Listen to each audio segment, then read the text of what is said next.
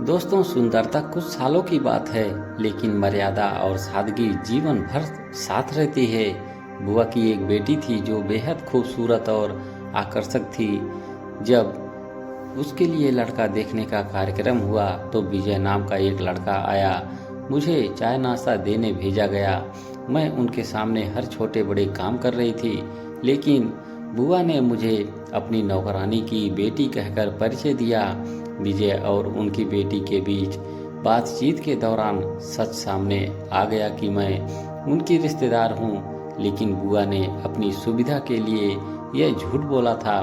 विजय ने बुआ की बेटी से साफ कह दिया कि वह शादी नहीं कर सकते, क्योंकि रिश्ते की नींव झूठ पर रखी गई थी। लेकिन उन्होंने कहा, अगर संभव हो तो मैं उस लड़की से शादी करना चाहूँगा जो यहाँ हर काम कर रही थी। मुझे ऐसी जीवन साथी चाहिए जो हर परिस्थिति में मेरा साथ दे। यह सुनकर बुआ ने हमें घर से निकाल दिया। हम गुरुद्वारे में कुछ दिन रहे और फिर एक छोटे से किराए के कमरे में रहने लगे। कुछ समय बाद विजय मेट्रो में मुझसे मिले और नौकरी खोजने में मेरी मदद की। उन्होंने मुझे एक कंपनी में काम दिलवाया और फिर शादी का प्रस्ताव रखा। मैंने साफ मना कर दिया, क्योंकि हमारे पास शादी का खर्च उठाने की स्थिति नहीं थी। विजय ने तब कहा, शादी का पूरा खर्च मेरी ओर से होगा। मुझे तुम्हारे जैसे सादगी और गरिमा वाली लड़की चाहिए। उनकी माँ भी मेरे घर आई और मेरी माँ को शादी के लिए मना लिया। शादी के बाद मैंने विजय से पूछा, आपने मुझसे शादी क्यों की, जबकि मेरी बहन मुझसे लाख गुना सुंदर थी।